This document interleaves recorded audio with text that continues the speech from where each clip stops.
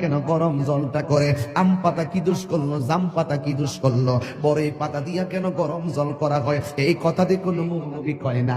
লাল কাপড়, নীল কাপড়, হলুদ কাপড়, কত কাপড় দেখলাম, কবরের কাপড়টা কেন ভাইজান সাদা?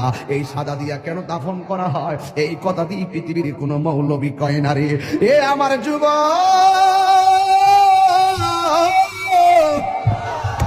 কি দিয়ে বুঝাবো কবরটা কেমন ডেঞ্জারাস? কি দিয়ে বুঝাবো মরণটা কত কঠিন?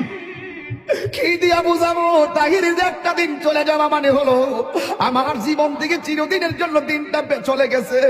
কোটি টাকা দিয়েও এই ঘন্টার সময়টা আনতে পারতাম না। এখন আমি শ্বাস ফালাইতাছি, একটা টাকা বিল দেওয়া লাগে না। নদীর পারে হাওয়া খাই, বিল দেওয়া লাগে না। পল্লী বিদ্যুতের ফ্যান বাতাস খাইলে বিল দেওয়া লাগে।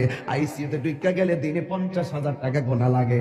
আমার আল্লাহ যে কত নিয়ামতের বাতাস আমরারে ঢুকাইতেছে, বাইরে কইরাইতেছে, একটা টাকা বিল নেই না।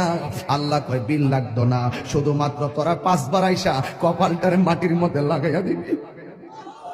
সুবহান রাব্বিয়াল আলা বলবি। দুনিয়ার মালিকের ডিউটি 20 দিন না করলে 20 দিনের বেতন কাটা। আর আমার আল্লাহ তোরে হাজিরা দিছে দৈনিক 5 বার। 1 মাসও হাজিরা দেও না, 2 মাসও দেও না, মাঝে মাঝে সিটারি হাজিরা দাও। কিন্তু আমার আল্লাহ ইচ্ছা করলে তোমার গলার মধ্যে কাটা লাগাইয়া আমার আল্লাহ রিজিকটারে বন্ধ করে দিতে পারে। এরপরও আমার আল্লাহ রিজিক বন্ধ করো না কেন জানো নি?